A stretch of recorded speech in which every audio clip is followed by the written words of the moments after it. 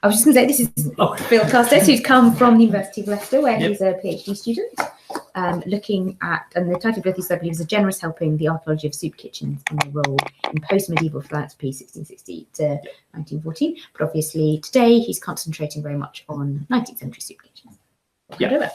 Okay, thank you. I'm actually a part-time PhD student, which is very fortunate because it can take twice as long doing it, which means you get time to get into all sorts of things. My research has primarily ended up focusing on what we call the long 19th century, from 1790 to 1914. And today I'm just going to look at the history of soup kitchens and then really consider the soup, how you can make it, what went into it, and what it was actually like for the poor who consumed it. Now, probably the first soup kitchen to operate in Britain was a French Huguenot one, imaginatively called La Soupe, in London Spitalfields, and it provided soup to Huguenot refugees between about 1689 and 1750. But by the middle of the 18th century, in general, soup was beginning to form part of the standard relief package for the poor.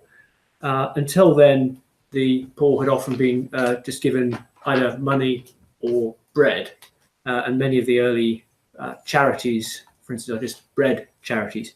But this package really starts to evolve, which was often provided by wealthy individuals or occasionally by charitable committees, in the form of what they continue to refer to as beef, broth and bread. But really what I'm going to talk about now is how these occasional acts of charity really develop into an institution that within a few years really becomes a byword for poverty. The late 18th century was really a time of huge upheaval in Northern Europe. Britain embarked on a series of wars with revolutionary France and others, including the USA, which lasted until 1815. And when we then add to this being in a state of nearly perpetual war, with a growing population, industrialization, and urbanization, it's quite a sort of volatile mix. And for the poor, they really were quite exposed. And so when a major crisis came along in 1794, this is when we really see soup kitchens coming to the fore. In 1794, the summer that year was very dry, and then that reduced the harvest. Food prices went up. The following winter was the third coldest winter in the 18th century, and the following spring and summer weather was equally bad, with a disastrous harvest. At that point, cereal prices had increased by about 50%. And for the poor, that was absolutely catastrophic, because they spent half or more of their disposable income simply on buying bread. So if cereal prices go up 50%, you've suddenly got no discretionary money for spending on discretionary items like clothing and keeping warm. So as a result, the country experienced a whole series of bread riots, and also it really was the beginnings of charity. Thank you. All right, good. Right. So here we are in 1795, and we've got, I won't identify everybody, but we've got William Pitt over on your right, who's the Prime Minister. And this is him really sitting down to dinner with his cabinet in 1795, enjoying a fine meal made essentially of gold coins. This is just after they've tried to deal with the impending famine by simply advising the rich to eat a little less bread so the poor could have some, and advising the poor to find something else less expensive to eat. And there's a sign up on the wall there saying a proclamation for a general fast in order to avert the impending famine, while they tuck into their meal. And of course, outside, there's a crowd of rioting. They're probably Jacobins, which means they're revolutionaries because they're wearing red hats, and they're holding up a big loaf of bread on top of a pole, which is obviously what their protest is about. And this gentleman here is Wedderburn, who is the Lord Chancellor, and he's tucking into a bowl of royal turtle soup, which is obviously very different from the leg of beef soup that we're going to come on to in a minute with soup kitchens. Now, in response to the growing unrest, the government took these rather half-hearted steps to improve the food supply. One of the later wheezes they had was to banned people from eating fresh bread because they thought it would last longer if it was stale. How do you actually enforce that? They did. Well, they made bakers weren't allowed to sell it unless it was 24 hours old.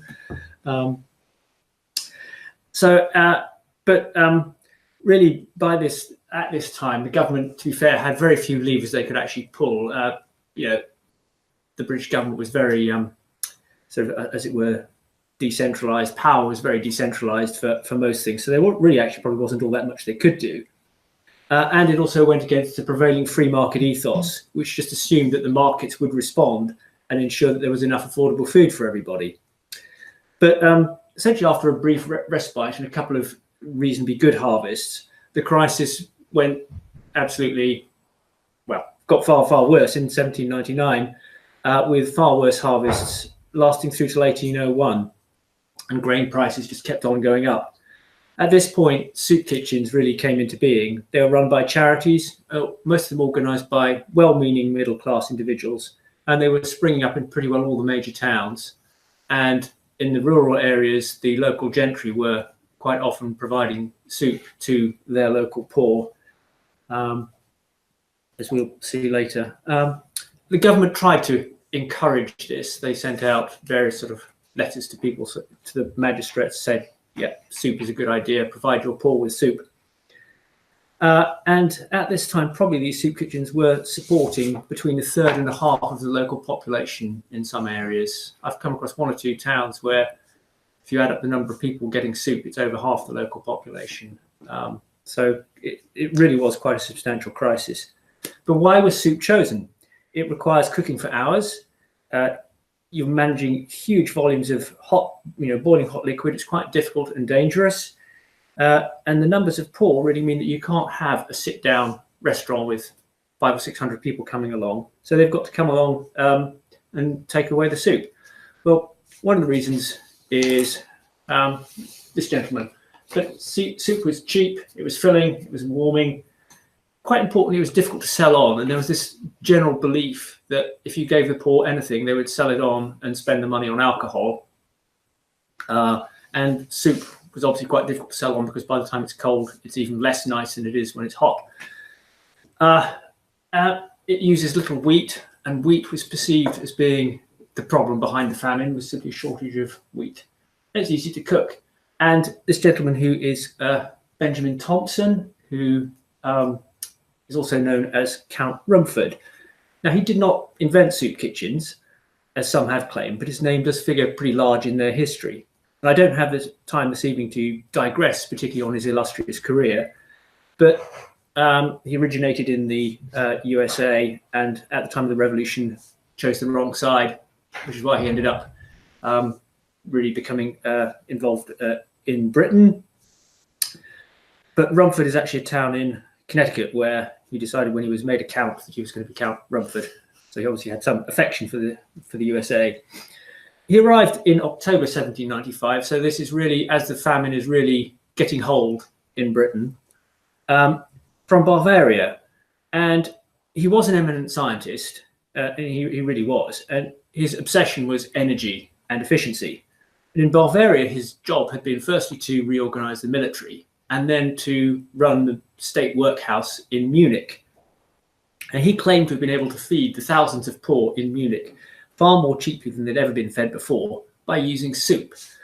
And this was essentially made very cheap by huge economies of scale because you're feeding thousands of people at one time. And he also used his keen interest in science and thermodynamics to greatly improve the cooking technology.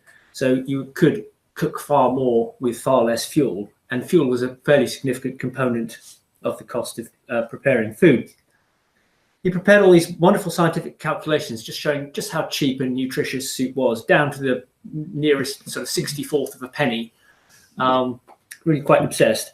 And he claimed that not only did the poor like his soup, but that his soup and his workhouse and his public kitchen there actually made people better people. And this, of course, is music to the ears of the British establishment, and particularly because they felt there was a decline in moral standards, as we always do think moral standards are getting worse, and this would just save so much money. Now, he was to be fair, a very good scientist, and he did test out most of his theories with rigorous experiments. But with soup, he made the cardinal error of thinking that hot liquids were fuel, and that somehow 20 ounces of soup made from 4 ounces of meat contained more calories than 4 ounces of meat. And that error actually persisted right the way through the mid-19th century, and probably also did contribute to the Irish famine, the problems there when they tried to feed people with soup, and it actually made them probably sicker than it would otherwise have done. Anyway, government is encouraging people to have soup kitchens, to have soup. They did try making bread from other things like potatoes, maize, and various other grains, and they were tremendously unpopular. And the great thing about soup, you see, is that whatever you put in it, it's soup. And when you cook soup for 5 or 6 hours, it's just an anonymous brown substance. So in many ways, it got round that problem of adulterating food. As I've said, soup was part of the welfare package before Rumford arrived, and much of his technology was already available. But I think he was an inspirational character, and people, you find when you go into the documents of a particular soup charity, they've got copies of his manual there. They've bought it hot off the press, and they say, "Oh, Rumford's done this." He had a street named after him in Liverpool, quite early on, where they put a soup kitchen. And as I say, he basically legitimized the fact that you could feed the poor for less, and therefore we should. Charity was a Christian duty for everybody, but with science, we can actually prove that we can give them less. And unfortunately, so how do we actually make soup for the poor? This is a Rumford Stove. This one is in Western Hertfordshire. What Rumford actually did was, traditional brick stoves like this have been used certainly probably since the medieval period. Certainly in the 18th century, they were quite popular in kitchens and so on. They were used for heating water for laundry, for brewing. It's a large brick cube, and inside it you put a large metal bowl, which is called a copper. They were originally made out of copper. And then you have a firebox underneath where you have a fire. Now, what Rumford did was to make the firebox very small, and then you build out the stove so that there's a very narrow gap between the copper and the stove wall, which forces the heat into the soup. So you really are making it very thermodynamic efficient. And it then goes up a very narrow flue up the chimney. So you're really maximizing heat transfer. They were actually much more energy efficient. Obviously, the problem with using copper, as anybody knows, it interacts with acid. A lot of foods are acid. So if you leave your food too long in the copper, you poison everybody with copper sulfate or various other copper salts. So one has to be careful. So that was one innovation which was terribly popular. They are or were much more efficient. And this Rumford stove was in use probably up into the early 20th century. So that, they do appear a lot. The other thing which really comes in, and I haven't really tracked down when this first appears, but is using steam for cooking. Now, the problem when you're making large amounts of soup like this, you've got an enormous bowl of soup with a very small hot fire underneath it, and it takes 5 or 6 hours to cook because it's got beef, it's got peas, maybe beans in it, is it sticks and it burns. So you either have to employ a child for 5 or 6 hours to stir your soup, which most soup kitchens did. But the alternative is to use steam.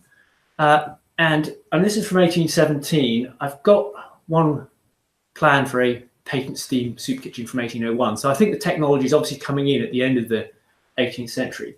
And essentially what you've got is a large Rumford stove to the right of the picture, which has been modified. So rather than cooking soup, it's simply heating water. That is then kept under pressure and goes along the pipes through and is bubbled through into the bottoms of the big vats of soup. And that bubbling action keeps the soup stirring on its own. So it's a bit like an espresso machine, but not quite such pressure. But it is still under pressure. The problem with that was obviously it's technology, it's quite expensive, and it takes some skill to operate. And most soup kitchens didn't have those. But the bigger soup kitchens, as we'll see, did have steam cooking, and it was quite popular for the bigger soup kitchens. So if we sort of put all this together, by the mid-19th century, we've really got soup kitchens coming into their own, and this is some drawings from a soup kitchen in Manchester, which was set up by the Quakers there during the cotton famine, which happened during the American Civil War. There was an embargo, and so all the cotton mills in Manchester were basically, all the workers were just thrown out of work. On the top floor there, we've got a row of steam soup boilers.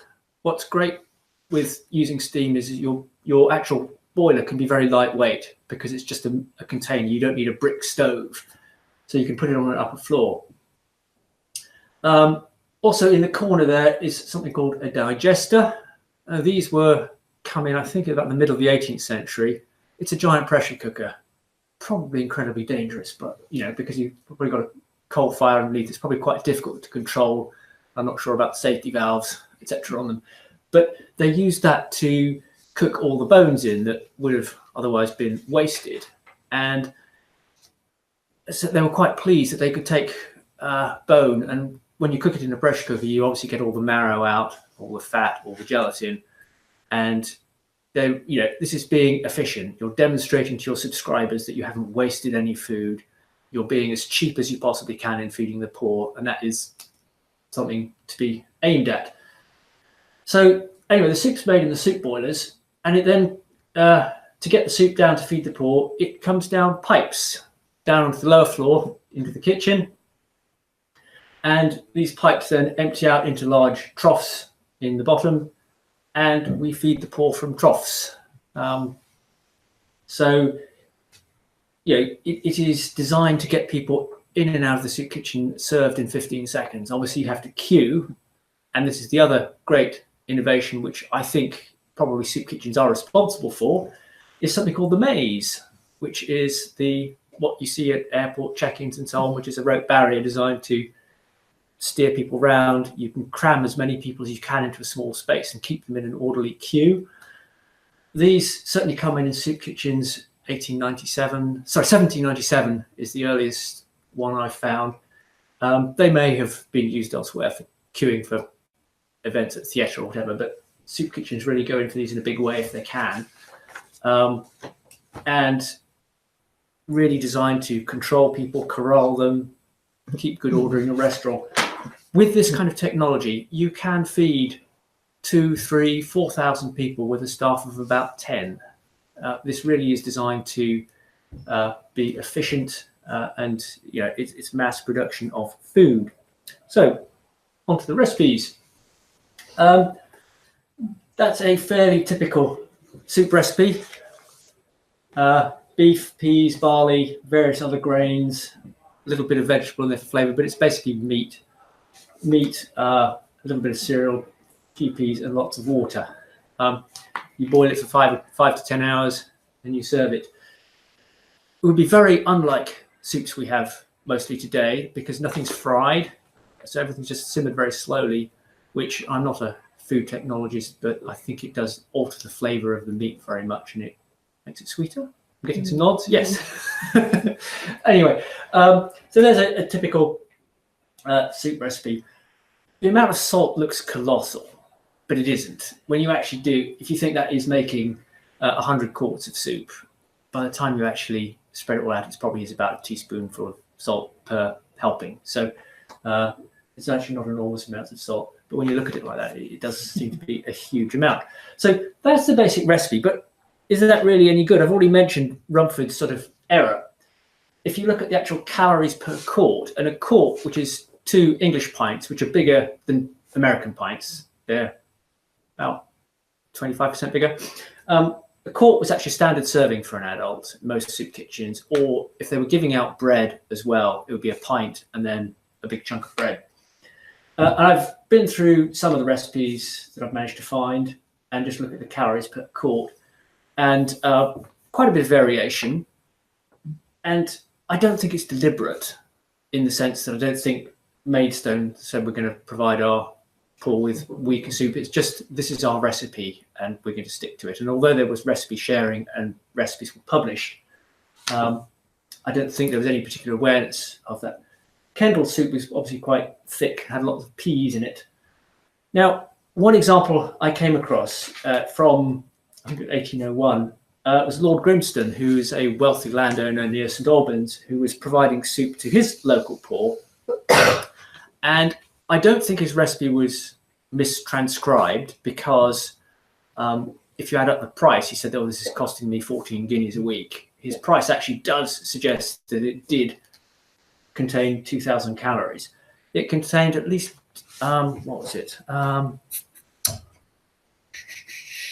can't remember, but I think it was pretty well, yeah.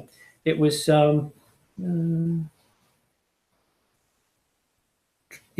the quantity of beef that any institutional soup kitchen I could find, and 10 times the amount of cereal filler. So that was, a lot. Now, some of the ingredients and some of the soup kitchen soup was probably pretty bad. In St Albans, it was described in 1879 as dirty dishwater with lumps of fat in it. So bad it was not worth fetching. And it hadn't improved very much 5 years later, when one town councillor described it as great rubbish, like the workhouse tea, which the poor law guardians ought to be forced to drink. And another councillor said the soup made him feel sick. So there were problems at some soup kitchens. One or two soup kitchens tried to make soup and gave up. I had one in Kent, in Burham, where they tried for 1 year in 1895 to open a soup kitchen and make soup. And this is, probably because they had men doing the cooking, but they completely just couldn't. They obviously burned the soup every day or something. But the next year they just thought, we're just going to give out people grocery vouchers. When the recipes say beef, obviously they don't mean prime cuts of beef. Most soup kitchens were usually buying things called clods and stickings. Clod is a very heavy shoulder neck joint, which is very, very tough. And stickings are basically pieces of meat that are unsaleable. So probably not very good. So just to finish up now, we've sort of seen the middle class view of soup. This is a wonderful song from Northumberland, from Newcastle, written in 1840, or published in 1840, about their soup kitchen, which gives a slightly different view of their soup. So I'll translate it. I can't do a Geordie accent, for which I apologise. But basically, let Cockneys brag of turtle soup and Frenchmen of their frogs, man. Newcastle soup, such famous stuff. It feeds as fat as hogs, man. Your callipee and calipash, now those are turtle meat for turtle soup, compared to it is nothing but trash. Strong knees and hoofs stewed down to mush are gobbled up by every slush. Now, a slush is either a kitchen drudge or it's a noisy person eating noisily. With pluck, that's offal, and tatties, man, folks are done. For smoking soup in crowds they run, and sup till they're full, man. A skipper and his wife sat down to give a quarter try, man, when something stuck in Mally's throat and choked her very nigh, man. Poor Mally blared and turned quite pale, and out she pulled a great rat's tail. I think it's a shameful joke to sell such stuff to choke our Mal. I need to do more. So then there's a verse on essentially the resurrection men providing meat to the soup kitchen. So I didn't bother with that one. The final verse is quite good. Oh, William, man, our canny cook king, you know how best to feed us. You know what we can do at sea at any time you need us. So cram all their necks into a loop that try and cross our breed with soup, or make them pay a heavy fine that dare unnerve your tars of Tyne. And then in the fight we'll loudly cheer when restored to flesh and beer. Hurrah for the King of England, man. So obviously the view of the regular soup kitchen attendees is they're fully aware that they're being given rubbish and that this is something which is very substandard, and they didn't like it.